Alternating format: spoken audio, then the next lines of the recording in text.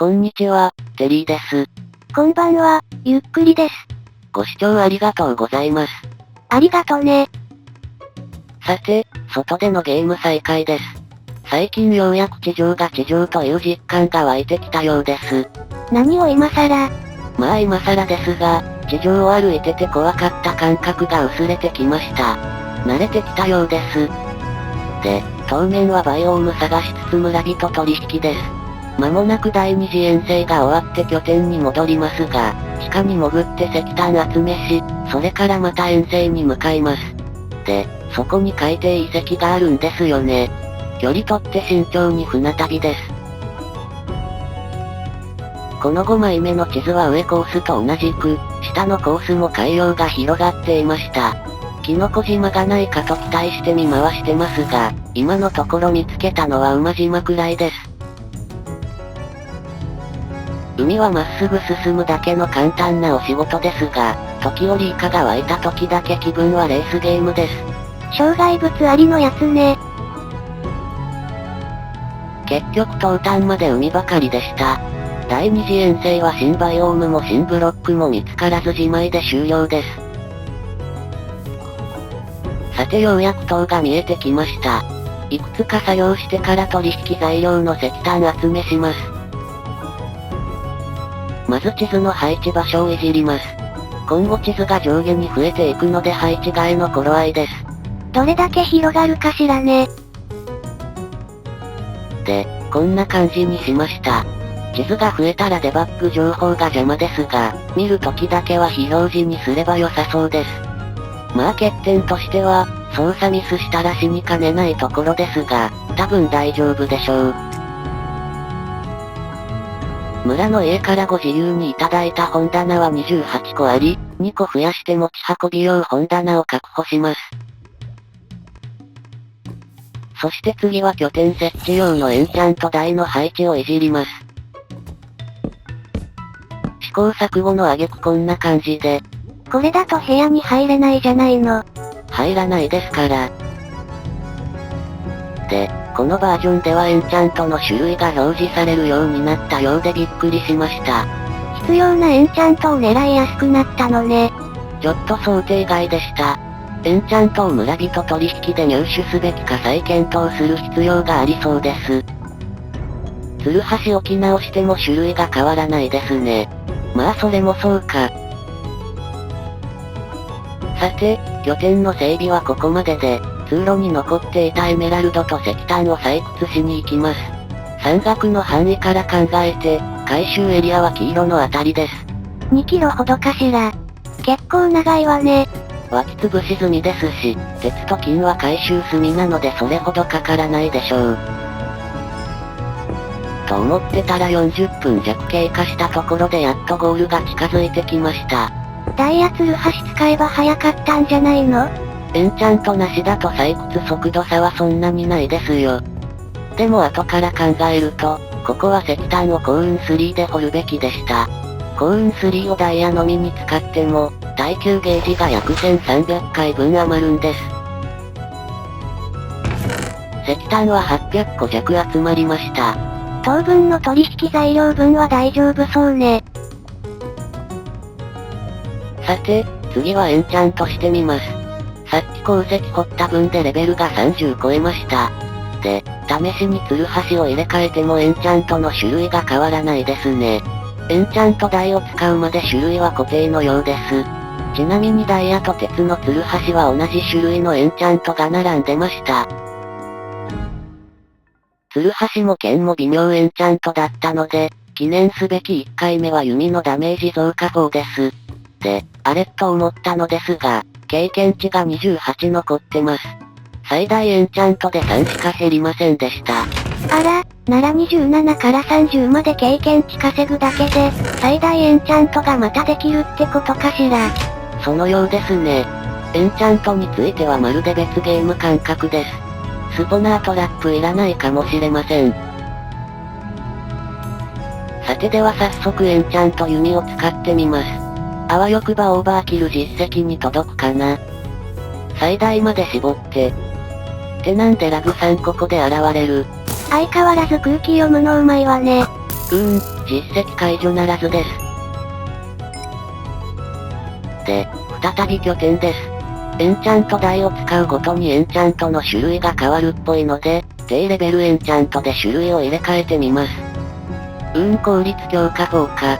先に欲しいのは耐久力3です。ダイヤの剣に耐久力ついても。微妙続きね。さて、ぼちぼち第3次遠征に出発します。鉱石はほぼ全部持っていくことにしました。第3次遠征は北の方に足を運びます。次に拠点に戻るのは7枚地図を調べてからです。多分。エンダーチェストいっぱいになったら一時帰郷するのね。さて最初の地図の北にはみ出しました。この地図で8枚目です。この地図は地下で掘り抜いていたエリアと大きく重なっているので、バイオームは大体把握してます。ほどなくして地上に露出した峡谷を見つけたのですが、峡谷の壁に生えている白樺を見つけました。ちなみに簡易地図だと赤い点のあたりです。Y 座標で59ね。これ地下で見つけられていたら少しだけ地上復帰が早かったわね。さて10分もしないうちに地下のエリアは抜けてしまいました。ほどなく地図9枚目に入るかなというところですが、村です。公式英語ウィキとご指摘いただいた内容を細かく確認した今の私は一味違います。どう違うのよ。どうせ何か勘違いしてたんでしょ。まあひとまず司書のエンチャント本確認ですが、ウオードロップ増加3。この村の名前が決まりました。地図8枚目の原っぱの村ね。エンチャントで名付けるの安直なのよ。いや、まあ、じゃあ間を取ってドロッパーの村にします。なんだかこの家、土台をしっかり作ってないですね。地震が起きたらどうするんですか？テリーのパソコンなら処理重すぎで落ちるわね。さて、では早速取引開始です。私が勘違いしてたのは、取引品目が追加されたりするのに一定時間がかかることなんです。ウィキには新たな品目で取引した時、必ず村人が緑ピカピカすると書いてあって、ずっとおかしいなと思ってたんです。要するに、単に待てばよかっただけだったのね。盲点でした。で、この村人はすごいです。石炭は最高値の16個で、鉄も最高値の7個でエメラルド1つと交換してくれます。この村人に決めました。いつも変なところに運を使うんだから。で、この村人との59回の取引を集計してみたのですが、いくつかの数値が見えてきました。まず、一つの取引品目が取引停止になるまでの回数ですが、3回から12回の幅があって、平均で7回と少々でした。前に調べた時は全部7回目で取引停止になってたわね。たまたまだったようです。で、もう一つは取引停止が解除される緑ピカピカですが、こちらは必ず緑ピカピカする初回品目取引を除いた、取引済み56回分で集計してみました。算出した数値は平均値で4回弱です。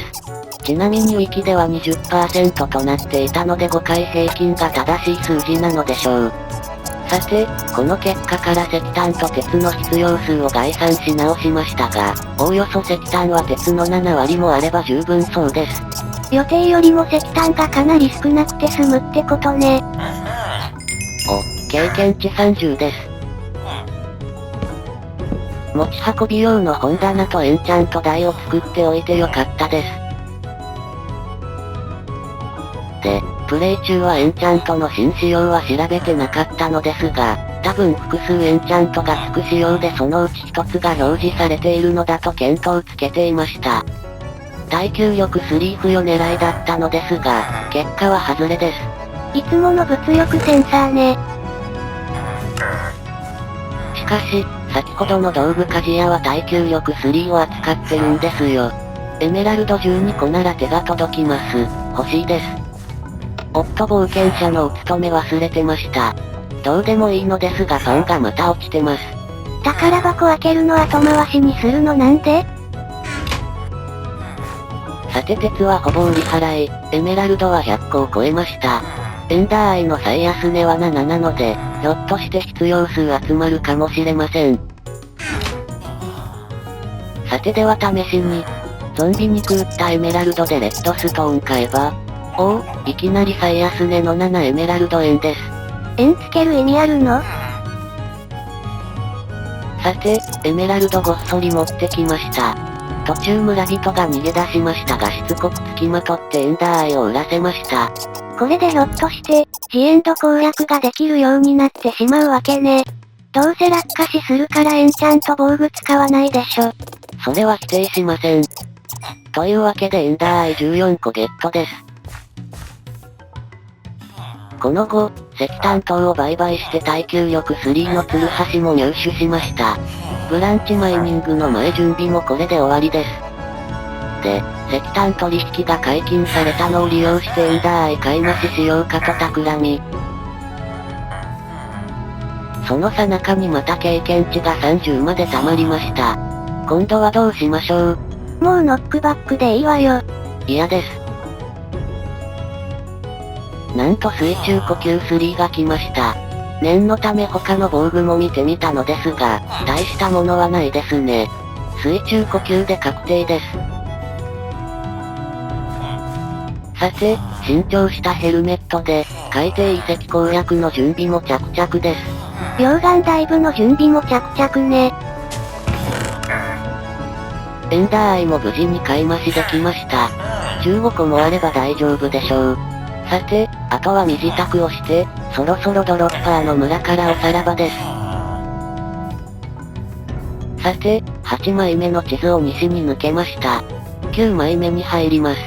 ドロップ増加3の本をすでに見つけているし、なんか順調にことが進んでいる感じで気分がいいです。バイオーム探し以外はね。9枚目の下コースはトンネル一つ見つけたくらいで終了です。で、峡谷を見つけました。実は先ほどの村で欲しいものが多く、ちょっと無理して鉄を売ったので鉄不足に陥ってます。回収しておきます。で、次が地図10枚目です。確か、寒い気候が4枚に1箇所で、ジャングルが7枚に1箇所だったわよね。まだ見つからないの？それはあくまで期待値の話ですよ。最初の1箇所目は3倍かかると諦めかけてます。さて、鉄の精錬が終わったところで今回はここまでです。次回はさらに西に地図1枚分進んで折り返し、そして東にぐぐっと進み、東西地図7枚分を調べて拠点に戻るあたりまでを考えてます。それでやっと14枚ね。14枚ならメサがそろそろかもしれません。マイクラは重み付けが多用されているので、メサ生成率は実際にはジャングルの半分と予想しているんですよ。つまり、私の予想上の期待値ならメサは14枚ごとなんです。さらに前作でメサを43枚目で見つけており、私は一つ目3倍かかる法則を適用するとぴったりなんです。いくら力説してもメサは出てこないわよ。それではまたね。バイバイ。